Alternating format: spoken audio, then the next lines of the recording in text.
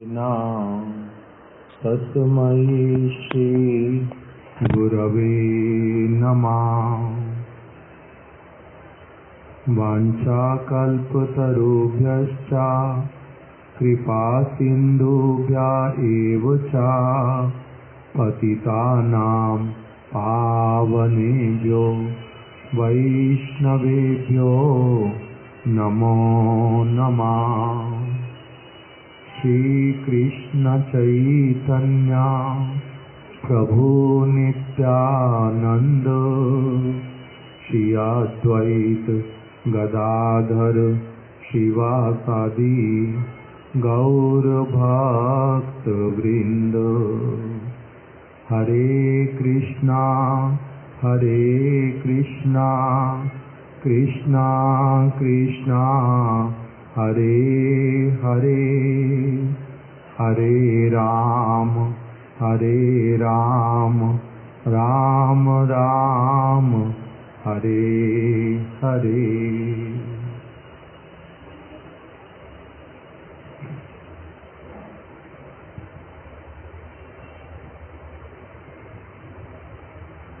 हम लोग कुछ दिनों से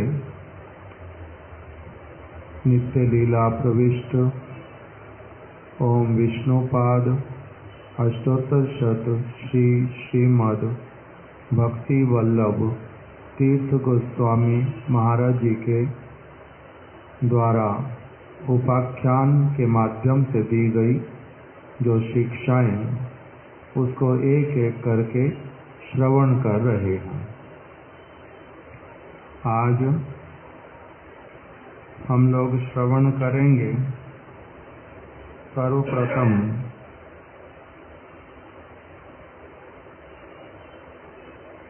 दुख में सिमरन सब करे।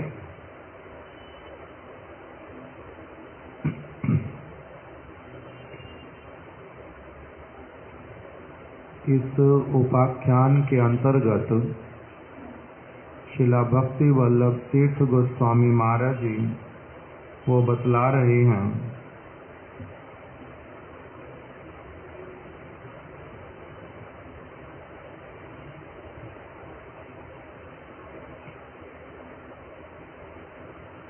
कि एक दिन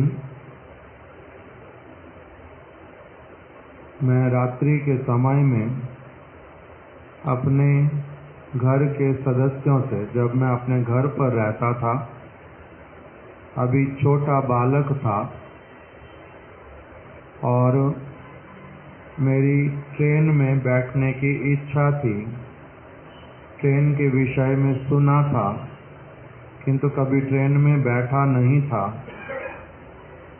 खिलौने वाली ट्रेन देखी थी, इसीलिए घर के सदस्यों को मैं बोल रहा था कि मेरे को ट्रेन में लेकर के चलो, किंतु कोई भी मेरे को ट्रेन में ले जाने के लिए प्रस्तुत नहीं था। सभी यही कहते कि अभी तुम छोटे हो, जब बड़े हो जाओगे तब तुम्हारे को ट्रेन में बिठाएंगे, तब लेकर के जाएंगे। तो कह रहे मैं उस दिन बार बार यही सोचता रहा कि मैं बहुत छोटा हूँ, इसलिए मेरी बात कोई नहीं मानता,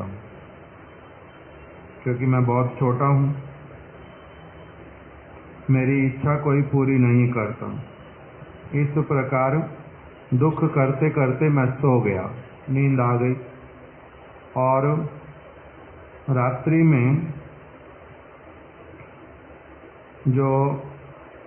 में मैं जब सोया हुआ था तो मुझे ऐसे लगा कि जैसे मेरी खटिया जो है जिस पर सोया हुआ हूँ वो हिल रही है। और जैसे जैसे ट्रेन के विषय में मैंने सुना हुआ था, मेरे को ऐसे ही लगा कि जैसे मेरे को किसी ने ट्रेन में बिठा दिया। सोते सोते मेरे को कोई उठा करके ले गया और मेरे को ट्रेन में बिठा दिया। मेरे को बहुत अच्छा लग रहा था कि अभी मेरे को पता चल रहा है कि मैं ट्रेन में बैठा हूँ, ट्रेन में ले आए हैं मेरे को, सोते हुए कोई ट्रेन में बिठा दिया है, किंतु अभी मैं अपनी आंखें नहीं खोलूंगा। इसीलिए मैंने जानबूझ करके अपनी आंखें नहीं खोली। थोड़ी देर के बाद में मेरी माता जी ने मेरे को आवाज़ लगाई और बाहर से भी मेरे को हरि बोल के शब्द सुनाई दिए। उसी समय बाहर से भी जोर से आवाज़ें आने लगी, अरे जल्दी बाहर आ जाओ, सब लोग जल्दी बाहर आ जाओ। आवाज़ सुन कर के भी मैंने क्या सोचा कि मैं अभी आंखें नहीं खोलूँगा, कहीं ये मेरे को कहें कि अभी ट्रेन से उतरो, बस बैठना हो गया। तो इसी भय से मैंने अपनी आंखें नहीं खोली कि अभी तो और पहले ट्रेन में आराम से बैठने दें। इस प्रकार से जब हो रहा था तो कह रहे हैं तब भी जब मेरे को आंखें खोलते हुए नहीं देखा, तब बलपूर्वक मेरी माता मेरे को जबरदस्ती खींच करके बाहर ले गई। बाहर ले गई मतलब चारपाई से उठा दिया और हाथ पकड़ करके घर के बाहर ले गए। अभी ये कोई सपना देख नहीं रहे थे। हुआ क्या था, भूकंप आया था और उस भूकंप में ही इनका जो चारपाई है वो हिल रहा था और बाहर में सारे लोग आ गए थे अपने अपने घरों से। सभी लोग हरि बोल कर रहे थे। इनकी माता जी भी इनको उठा रही थी, बुला रही थी कि चलो, किंतु ये आंखें नहीं खोल रहे थे। इनको भूकंप का जो एक आधा झटका लगा, उसी में इनको क्या लगा था कि मैं ट्रेन में बैठ गया हूँ, मेरे को सोते सोते कोई ले आया है। इसी प्रकार का हुआ कि ये जब घर से बाहर निकले, माता जोर जबरदस्ती करके जब ले गई, तब बाहर जाकर के क्या देखा, सारे वहाँ पर इकट्ठे हैं। हिंदू लोग भी हैं, मुस्लिम लोग भी हैं और कोई शंख बजा रहा था, कोई भगवान को पुकार रहा था, कोई अल्लाह को पुकार रहा था। कोई भी व्यक्ति ऐसा नहीं था जो भगवान का नाम ना ले रहा हो। सभी लोग भयभीत थे, डरे हुए थे। तो कह रहे मैंने अपने पिताजी से पूछा क्या हुआ है और जमीन क्यों हिल रही है, सब लोग इतना डरे हुए क्यों हैं। तो मेरे पिताजी ने मुझे समझाया कि भूमि में कभी कभी कंपन होता है। भूमि अपने आप को ठीक रखने के लिए, गड्ढों को अलग अलग स्थान पर भरने के लिए वो इस प्रकार से करती है जिससे कि उसका स्थान जहाँ गड्ढे वाला होता है वो भर जाता है। वो अपने आप को हिलाती डुलाती हैं और हम लोगों को क्या लगता है, झटका लगता है। उसके द्वारा हमारे घर भी गिर सकते हैं। इसीलिए सभी लोग घर से बाहर आ जाते हैं जब भूकंप आता है। ये सारी बातें मेरे पिताजी ने मुझे सुनाई। तो कह रहे हैं तब मेरे को पता चला पिताजी की बात सुन करके कि भूकंप से क्या क्या हो सकता है। उस समय की स्मृति अभी भी मेरी आंखों के सामने है, अर्थात सारा कुछ स्मरण है। कह रहे हैं उस समय मैंने एक भी ऐसा व्यक्ति नहीं देखा जो भगवान को ना पुकार रहा हो। सारे भगवान को पुकार रहे थे। यदि अभी यहाँ पर भूचाल आ जाए, कह रहे जहाँ पर अभी हम बैठे हैं, जिस जगह भी वो कथा सुना रहे होंगे, तो कह रहे हम जहाँ पर भी बैठे हैं अभी अभी अगर भूकंप आ जाए तो क्या होगा, भगवान में विश्वास ना करने वाले व्यक्ति भी भगवान को पुकारना प्रारंभ कर देंगे। भगवान को नहीं मानने का अभिमान करने वाले व्यक्ति भी जब किसी विकट परिस्थिति में फंस जाते हैं तब भगवान को पुकारने लगते हैं। कह रहे हैं कि बहुत सारी ऐसी परिस्थितियां आती हैं एक व्यक्ति के जीवन में, वो अपने आप से ही क्या करता है, भगवान को पुकारने लगता है, भले ही किसी भी नाम से, किसी भी प्रकार से, कि कोई ना कोई है जो सर्वशक्तिमान है, कोई ऐसा है जिसके हाथ में बहुत कुछ है। हम मनुष्य हैं, हमारे हाथ में सारा कुछ होता नहीं है, और इच्छा करने से भी हम लोग अपने अनुसार सारी चीजें नहीं कर सकते। ये अलग अलग समय में सभी व्यक्तियों को अनुभव होता है कि मेरे हाथ से कोई चीज निकलती जा रही है, मैं ये काम करना चाहता हूँ किंतु बन नहीं पा रहा। मेरा कोई बहुत प्रिय व्यक्ति, वो बहुत कष्ट में है, मरने की अवस्था जैसी है, मैं चाहता हूँ वो मरे नहीं, किंतु मेरे हाथ में नहीं है, मैं क्या करूँ? कोई है जो मेरी रक्षा करे।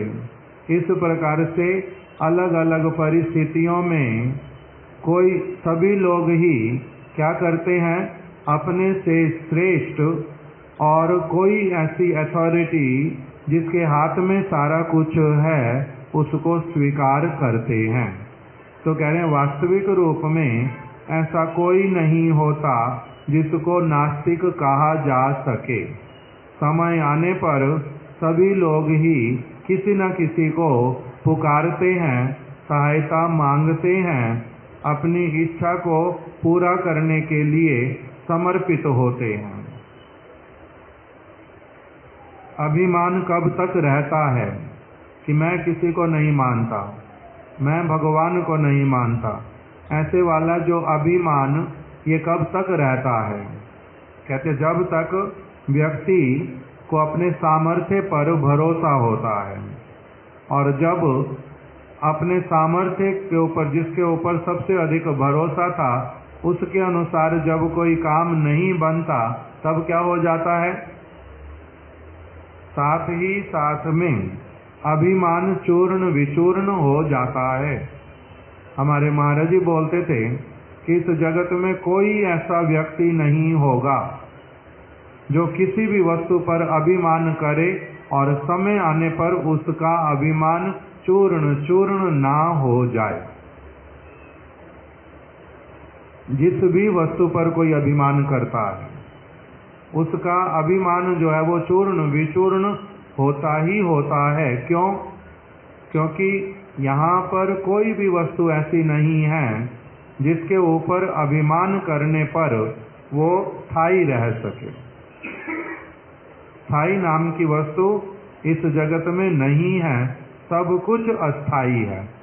इसलिए क्या होता है, एक समय में अपनी आप से अभिमान चूर्ण विचूर्ण हो जाता है। यहाँ पर उदाहरण दिए, श्रीमद् भागवत में वर्णित हाथियों के राजा गजेंद्र का प्रसंग इस बात की पुष्टि करता है। हिरण्यकश्यपु का प्रसंग इस बात की पुष्टि करता है। गजेंद्र क्या मन में करता था कि मेरे से बलशाली और कोई भी नहीं है। उसको ग्रह ने जब पकड़ लिया, लंबे समय तक जब 1000 प्रयास करके भी उसके क्या बोलते गजेंद्र का ये क्या होता है मुख,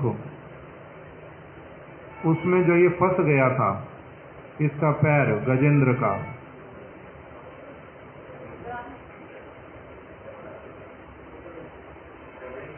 जबड़ों में, ग्रह ने जब अपने जबड़ों में उसको दबोच लिया पूरी तरह से, और 1000 प्रयास करके भी जब ये नहीं निकल पाया, तब अपनी आप से क्या हुआ, अपने बल के ऊपर अभिमान जो है वो टूटता गया, और पूरी तरह से अब क्या लगा कि मेरे हाथ में कुछ भी नहीं है। तब किसके शरणागत हुआ? भगवान के। तभी उनका रक्षा हुआ। तो अभिमान रहा अभिमान रहा नहीं। हिरण्यकश्यपु, उसको बहुत अभिमान था अपने सब प्रकार के बल के ऊपर।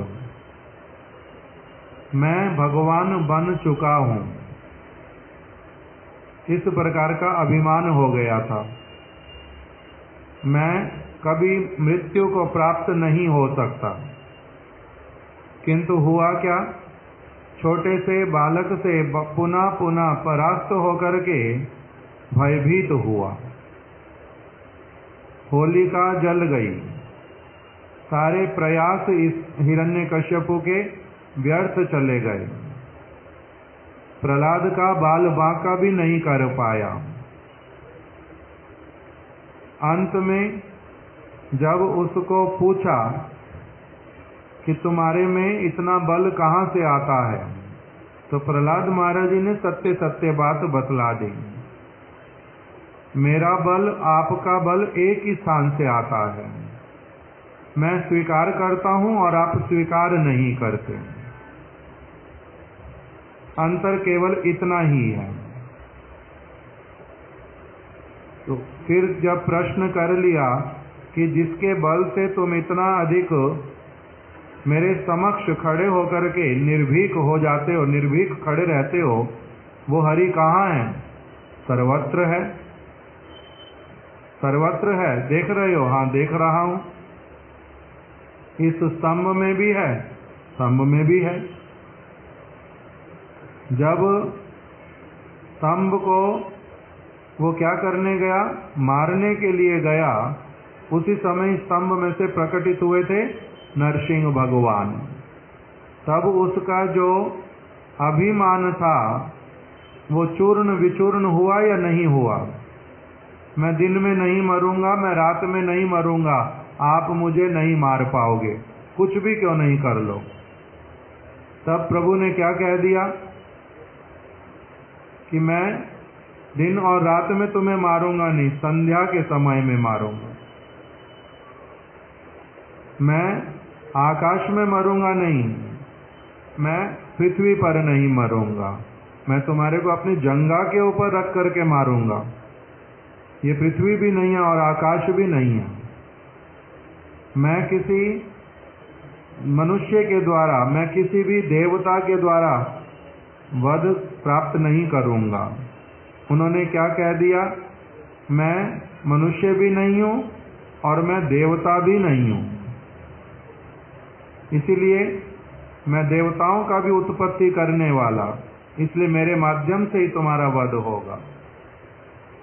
मैं वर्ष के किसी भी मास में नहीं मरूंगा, इसीलिए अभी मैं तुम्हारे को अधिक मास में ही तुम्हारे को मार दूंगा। अलग अलग प्रकार की जितनी भी उन्होंने बातें बोली, जितना भी विचार किया, कहीं तक भी टिक पाए? कहीं पर भी नहीं टिक पाए। वहां पर उनका क्या हो गया? अभिमान चूर्ण विचूर्ण हो गया। तो इसलिए कह रहे हैं, गजेंद्र को जब तक अपने बल पर भरोसा था, तब तक क्या हुआ था? तब तक उसे भगवान का स्मरण नहीं हुआ। जब तक अपने बल पर भरोसा था, तब तक उसे भगवान का स्मरण नहीं हुआ था। इसीलिए श्रीला भक्ति विनोद ठाकुर अपने कीर्तन में बतलाते हैं, निज बल चेष्टा प्रति भरोसा छाड़िया। हे प्रभु, मैंने अपने बल के ऊपर, निज बल चेष्टा प्रति, अपनी चेष्टाओं के प्रति भी मैंने अब क्या किया है? भरोसे को पूरी तरह से छोड़ दिया है। क्यों? क्योंकि उसके द्वारा कुछ भी बचा करके रख पाना संभव पर नहीं है। शरणागत होने में ही आनंद है। द्रौपदी, उन्होंने जिस समय दुशासन ने उनका साड़ी खींचा, तब किस किस की ओर पहले आशा रखी उन्होंने? कभी तो युधिष्ठिर महाराज के प्रति, कभी भीम के प्रति, कभी अर्जुन के प्रति, कभी द्रोणाचार्य जी के प्रति, कभी भीष्म पितामह के प्रति, कभी धृतराष्ट्र के प्रति। राजा हैं, स्वशुर हैं, पिता हैं, गुरु हैं, पति हैं, फिर अपने हाथ से ही अपनी साड़ी को पकड़ा, फिर एक हाथ छूट गया, एक हाथ पर भरोसा रखा, तब तक भी प्रभु नहीं आए। फिर जब दोनों हाथ उठा दिए, जब फिर संपूर्ण शरणागत हो गई, तब भगवान ने क्या किया, साड़ी को इतना अधिक बढ़ाया, साड़ी खेचत हारा दुशासन, साड़ी बढ़ाई श्याम।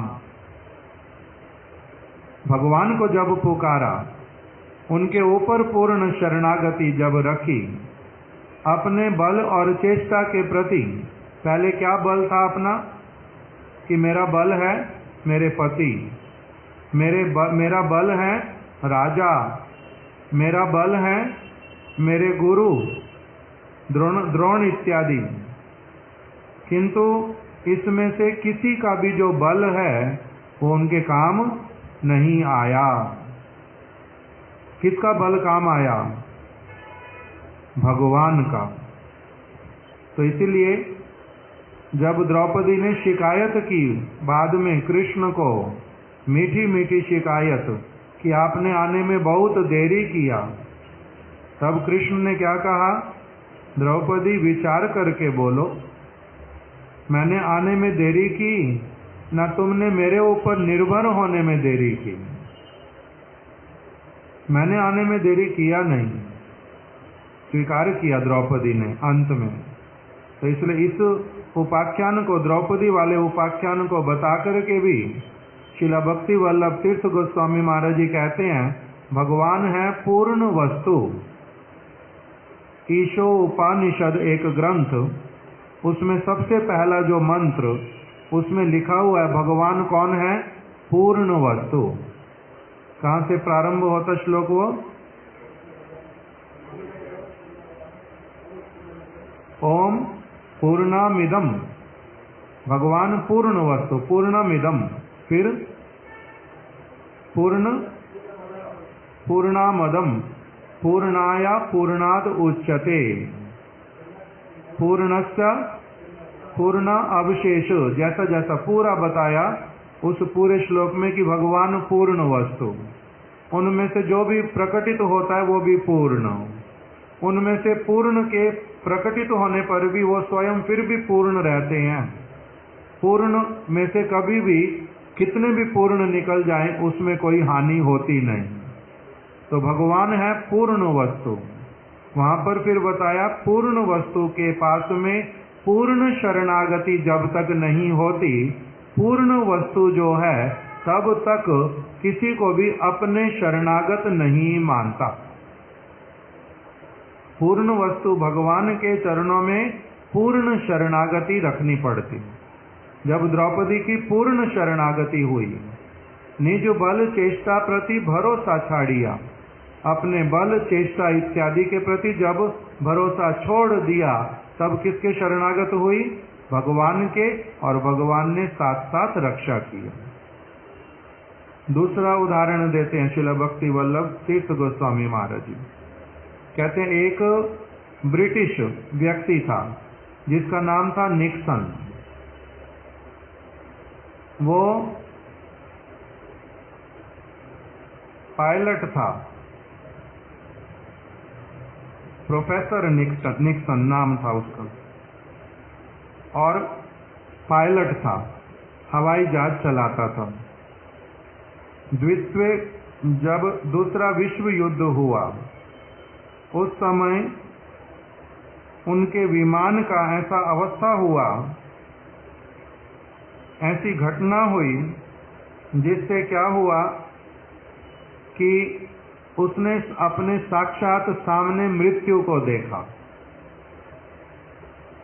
और बाद में उसने लिखा कि मैंने मृत्यु को साक्षात सामने देख करके,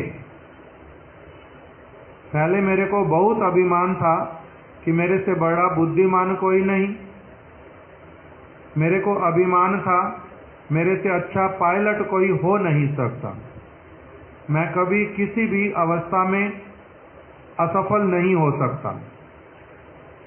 किंतु जब दुर्घटना घटी, हवाई जहाज गिरने लगा, सभी मरेंगे मैं भी मरूंगा, जब ये पूरी तरह से दिमाग ने स्वीकार किया, उसी समय मैंने क्या किया कि यदि कोई सर्वशक्तिमान है वो मेरे को क्या करे, रक्षा करे। और उसका क्या हुआ, वो बाद में बच गया। बाकी सभी लोग मरे, कोई एक व्यक्ति भी बचा नहीं, किंतु केवल वही बच गया। जब थोड़े दिनों बाद स्वस्थ हुआ, तब उसने क्या कहा कि मैं पहले क्या था, नास्तिक था, भगवान को मानता ही नहीं था, मैं नंबर 1 नास्तिक था और मैं नंबर 1 आस्तिक बन गया इस घटना के बाद में कि कोई है, मैं उनको जानता नहीं हूं, मैंने उनको देखा नहीं है, किंतु परिस्थिति ने मेरे को संपूर्ण रूप में ये अनुभव कराया कि कोई है। तब फिर उसके बाद में उसका अलग अलग चर्च में जाना प्रारंभ हुआ, भगवान के विषय में इंक्वायरी करना शुरू हुआ। उसके बाद में फिर जब बहुत सूक्ष्म रूप से ये जानकारी चाहते थे, तब वहीं ब्रिटेन के ही पोप इत्यादि ने उनको कहा कि आप भारत चले जाओ, यदि बहुत डिटेल में आपको भगवान के विषय में जानना, सुनना, समझना, तो आप भारत में जाओ। वो तब फिर किसी संपर्क से प्रोफेसर होने के कारण वो बंगाल में आकर के पहुंचा था। वहीं पर ही किसी से हरि नाम दीक्षा इत्यादि भी लिया था, उसका नाम भी लिख करके रखा। ज्ञानेन्द्र नाथ चक्रवर्ती की जो पत्नी यशोदा बाई, उससे इसने हरि नाम ग्रहण किया। नाम मिल गया इनको कृष्ण प्रेम। श्रील प्रभुपाद जी से भी मिलने के लिए आए थे और सारा जीवन ही भगवान कृष्ण का चैतन्य महाप्रभु के मत अनुरूप भजन किया। तो वही व्यक्ति पुनः पुनः ये बात सभी जगह बोलते थे कि मैं नंबर 1 का नास्तिक था, किंतु एक दुर्घटना ने मेरे को अच्छी तरह से झकझोर दिया और मुझे क्या बना दिया, नंबर 1 आस्तिक। कि कोई है, अपना बल इस जगत में जितना भी क्यों ना हो, वो कभी ना कभी आकर के क्या हो जाता है, पूरी तरह से समाप्त हो जाता है, वो नहीं रहता। किंतु जो ये अभिमान, करता कौन है, अभिमान करता कौन है? अधजल घगरी छलकत जाए। जिसका वास्तविक गुरुत्वपूर्ण वस्तु जिसके हृदय में नहीं आया, उसको अभिमान होता है। जिसके हृदय में गुरुत्वपूर्ण वस्तु आ जाती है, उसका फिर अभिमान रहता नहीं। जैसे हमारे महाराज जी कथा सुनाते थे, प्यासा कौआ, प्यास लगी, घड़ा दिखाई दिया, पानी उसमें बहुत नीचे था, उसने पत्थर डालने प्रारंभ किए, पानी ऊपर आ गया, कौवे ने पानी पी लिया, कौवे ने पानी पी लिया। इस कथा से क्या वो निकालते हैं, मॉरल क्या बताते हैं, इसका उपदेश क्या मिलता है इससे? साधारण रूप में बोलते हैं, जहां चाहा वहां रहा, where there is a will there is a way. इनका पानी पीने का इच्छा था, उपाय निकल आया। हमारे महाराज जी दूसरा एक इससे उपदेश देते थे। दूसरा उपदेश क्या है? भारी वस्तु को भीतर में डाल दिया और उसके द्वारा क्या हुआ? हल्की वस्तु अपनी आप से ऊपर आ गई। भारी वस्तु है भगवान। जब उनके विषय में किसी भी प्रकार से कुछ भावना धारणा आती है, तब अपनी आप से जो हल्की वस्तुएं, जो जगत का अभिमान, अपना बल, चेष्टा इत्यादि, इसके ऊपर विश्वास, वो सारा कुछ क्या हो जाता है? बहुत छोटा हो जाता है, धरा रह जाता। उसको कोई अधिक मूल्य फिर नहीं देते। जैसे महाराज अम्बरीश इतने बड़े राजा होने पर भी अभिमान शून्य। किस लिए?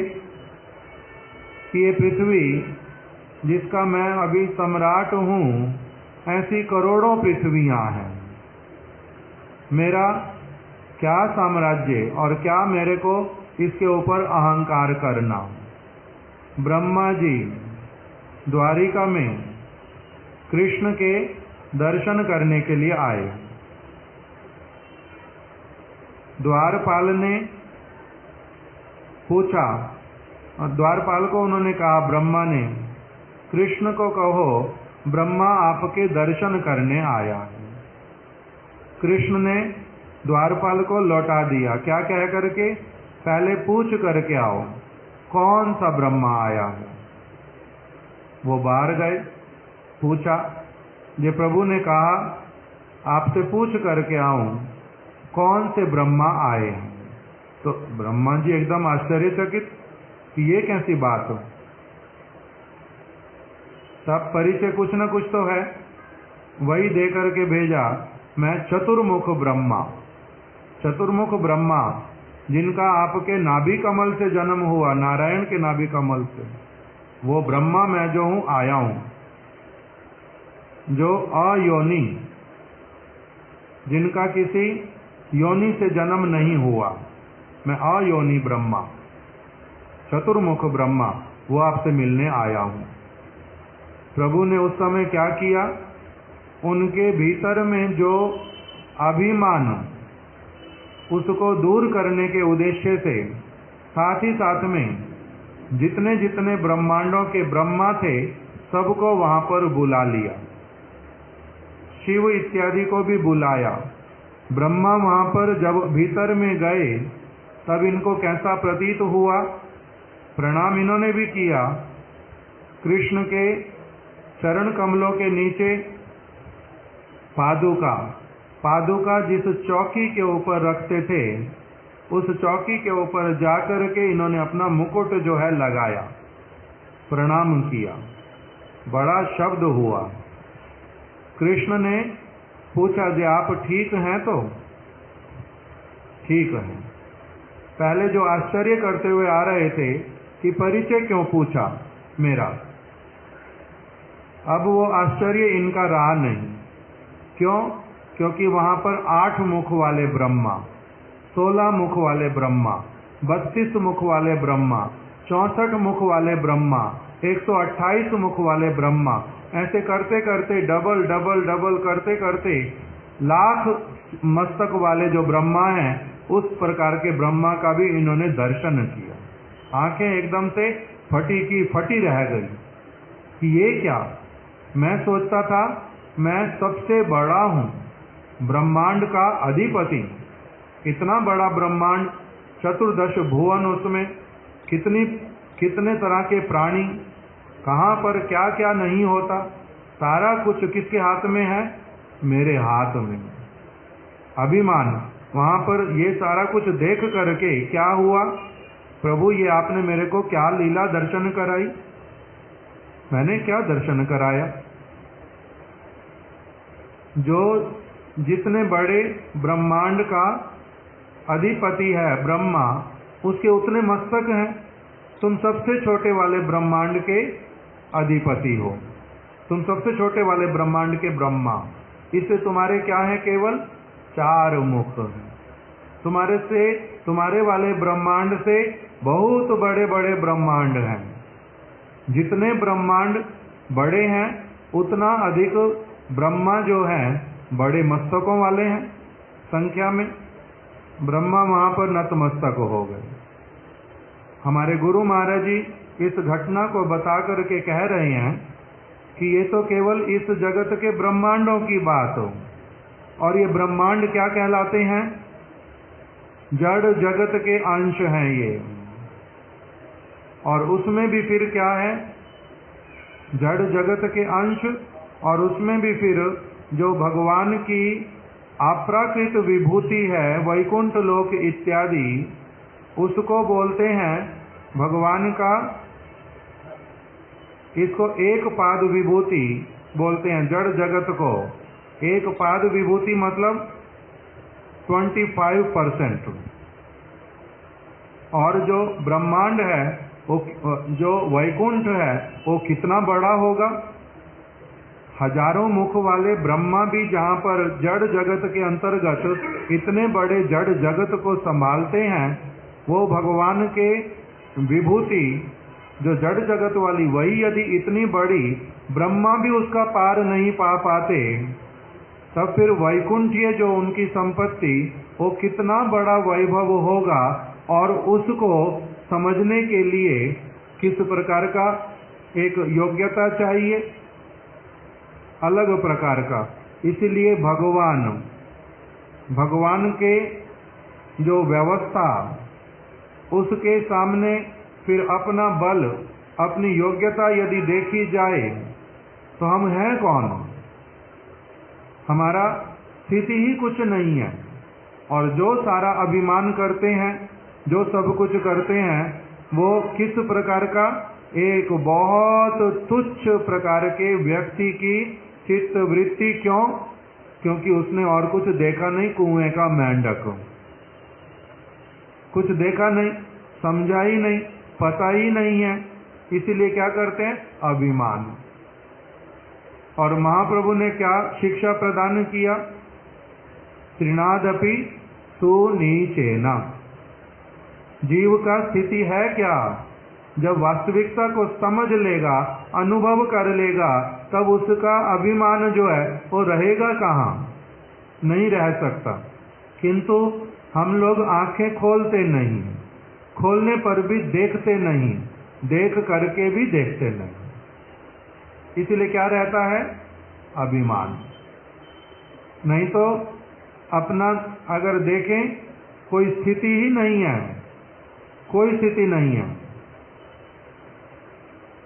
कितना बल, कितना सब कुछ, कितने प्राणियों के पास में, मनुष्य का उसमें स्थिति क्या है? कोई भी स्थिति नहीं है। तो इसलिए यहाँ पर बतलाया कि हर परिस्थिति में कोई परिस्थिति ऐसी आ जाती है, अपनी आप से क्या होता है? सभी का ही विश्वास होता है कि कोई है सर्वशक्तिमान, कोई है भगवान, कोई है जिसके हाथ में बहुत कुछ है, हमारे हाथ में कुछ नहीं है। किंतु ये बात हम कितनी देर याद रखते हैं? किसी विशेष परिस्थिति में पढ़ के, या फिर कभी एक आधे मुहूर्त, कभी ये केवल करंट मारता है ऐसे वाला, नहीं तो ये बात मन में रहती नहीं। और उपदेश यहाँ पर क्या कर रहे हैं कि ये बात सब समय मन में रखनी चाहिए, सब समय मन में रखनी चाहिए कि मैं हूँ कौन, मेरी स्थिति क्या है। गर्व करना तो किस चीज का? अभिमान है तो है क्या?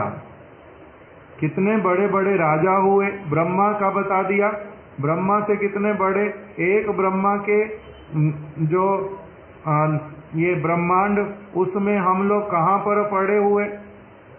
कह रहे इसको क्या करने से समझ आता है? Zoom in zoom out. कैमरे को क्या करते हैं?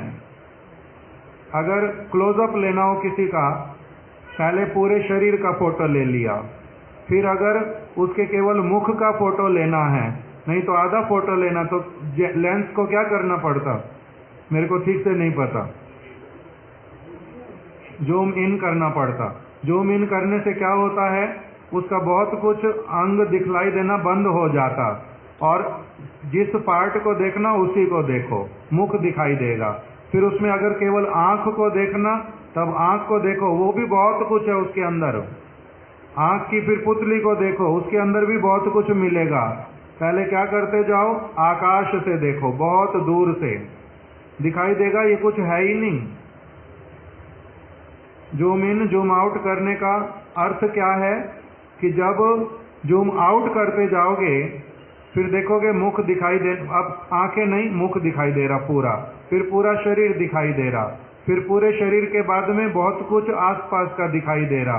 फिर आकाश में उड़ जाओ, जैसे हवाई जहाज में बैठ जाते हैं, हवाई जहाज में बहुत ऊपर से देखो, चींटियां दिखाई देंगी। पहले प्राणी जो है उसके लिए बहुत सारी भीड़, वो चींटियों जैसी दिखाई देने लगेगी।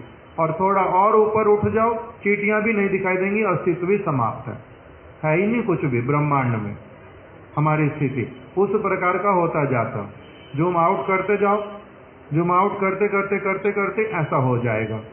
तो इसी बात को यहाँ पर समझा रहे हैं कि अपनी वास्तविक स्थिति के साथ में जीना सीखो कि है ही क्या, तुम्हारा अस्तित्व क्या है, किस वस्तु का अभिमान।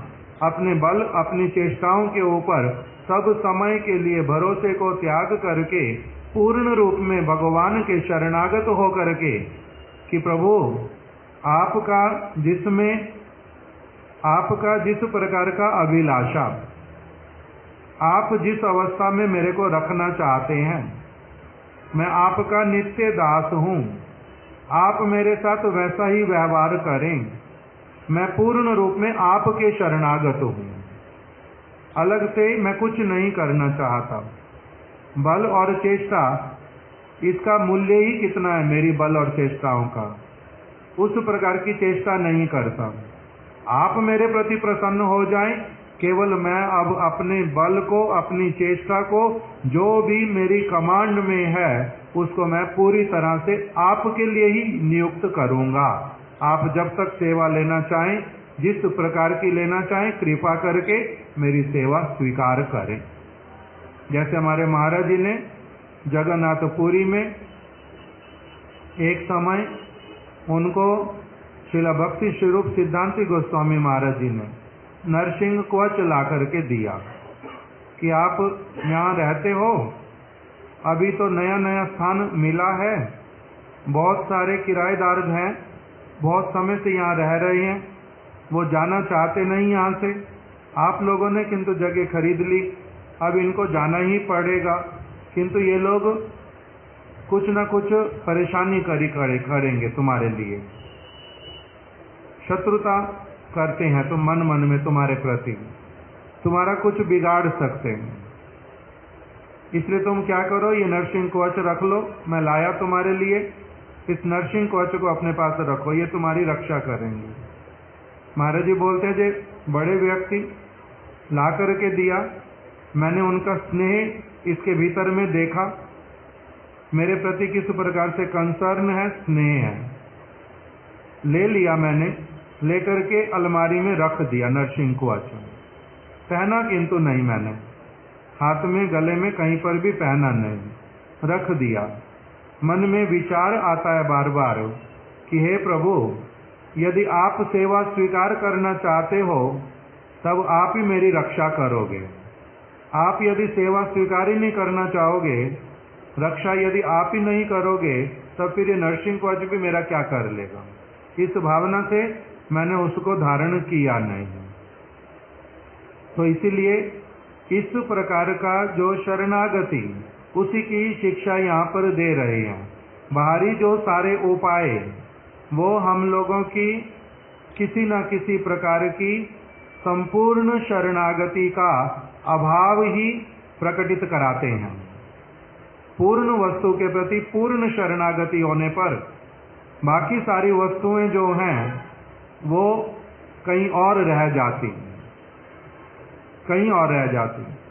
जैसे पीछे सुना उपाख्यान अभी, जो प्रोफेसर निक्सन का बात, उसने तो भगवान का नाम भी नहीं पुकारा था, भगवान को मानता तक भी नहीं था, किंतु केवल उनको इंडिकेट करके क्या बोल दिया, कोई सर्वशक्तिमान यदि है, तब भी यदि काम चलता है।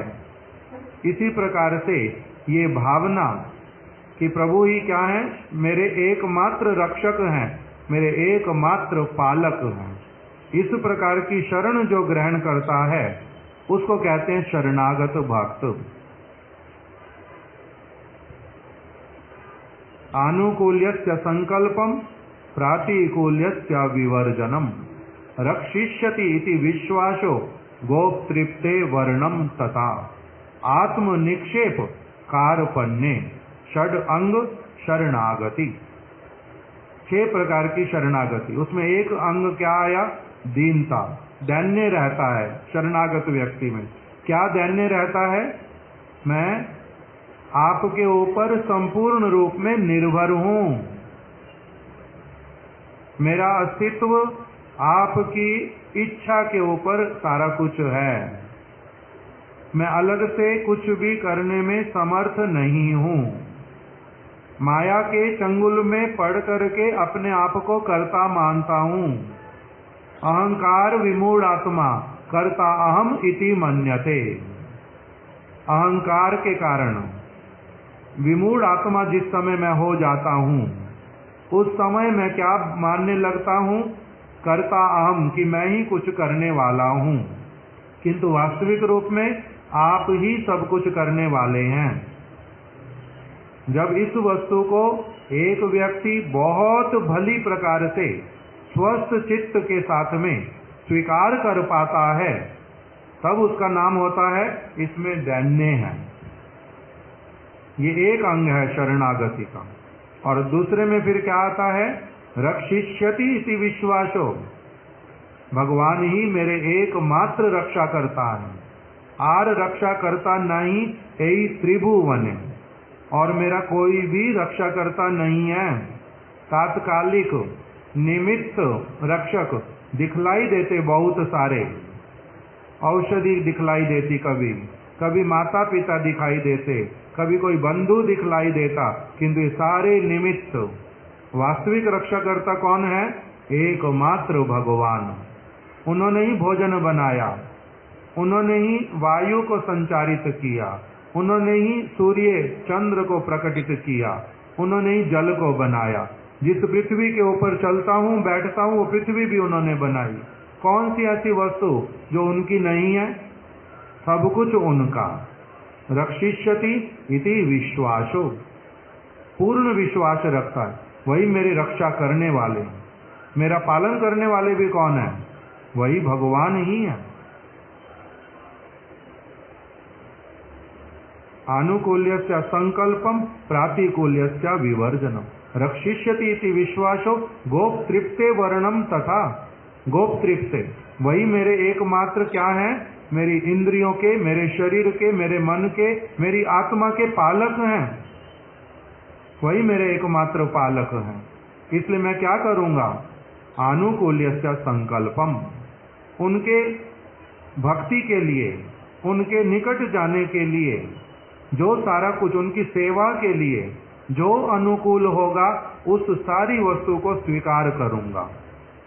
प्रातिकूल्यस्य विवर्जनम, और उनकी भक्ति के जो प्रतिकूल होगा उन सारी वस्तुओं का, चाहे वो मेरे को कितनी प्रिय क्यों ना हो, उन सबका मैं क्या करता जाऊंगा? त्याग। आनुकूल्यस्य संकल्पम प्रातिकूल्यस्य विवर्जनम, पूर्ण रूप में उसको मैं छोड़ते हुए चला जाऊंगा। आनुकूल्यस्य संकल्पम प्रातिकूल्यस्य विवर्जनम रक्षिष्यति इति विश्वासो गोप्तृप्ते वर्णम तथा। आत्मनिक्षेप, आत्मनिक्षेप का अर्थ अपने सर्वस्व को वहां पर समर्पित कर दूंगा। कार्पण्य, और अपनी स्थिति को भली प्रकार से समझूंगा कि मैं प्रभु का विभिन्न अंश हूं, मैं उनका नित्य दास हूं, यही मेरा स्वरूप है। इसी प्रकार से इसी अपने स्वरूप के साथ में, सत्य वस्तु के साथ में संबंध युक्त होकर के अपना सारा जीवन जन्म जन्मांतर व्यतीत करता जाऊंगा। इस प्रकार की वृत्ति का जो नाम है, इसका नाम बताया शरणागति। एक साथ में षड अंग शरणागति, मैं प्रभु के शरणागत हूं। तभी क्या है, एक व्यक्ति का ये अत्यंत सुंदर जीवन का ये एक बहुत सुंदर, सभ्य, परम प्रसन्न चित्त भक्त जीवन। इसका नाम है भक्त जीवन का प्रारंभ। अत्यंत सुंदर है, अत्यंत सुखदायी, अत्यंत मंगलमय भजन जीवन यहाँ से प्रारंभ जब इस प्रकार का एक व्यक्ति करता है। तो इसी बात को यहाँ पर बतलाया कि जो गजेंद्र, उन्होंने क्या किया, अपने बल चेष्टा के प्रति भरोसा छोड़ करके, निक्सन ने अपने बल चेष्टा का भरोसा छोड़ करके, और द्रौपदी, उन्होंने अपने बल चेष्टा के ऊपर निर्भरता छोड़ करके भगवान के शरणागत हुए। इन्हीं उदाहरणों के द्वारा हमें भी क्या समझना करना चाहिए, इन्हीं की भांति पूर्ण वस्तु के चरण कमलों में स्वयं को सब समय के लिए समर्पित करके एक सभ्य, आनंदमय, परम सुंदर जो मनुष्य जीवन, उसको यापन करना चाहिए। यही मनुष्य जीवन की सार्थकता है, इसी में सुंदरता है। वांछा कल्प तरुभ्यश्च कृपा सिंधुभ्य एव च पतितनां पावनेभ्यो वैष्णवेभ्यो नमो नमः।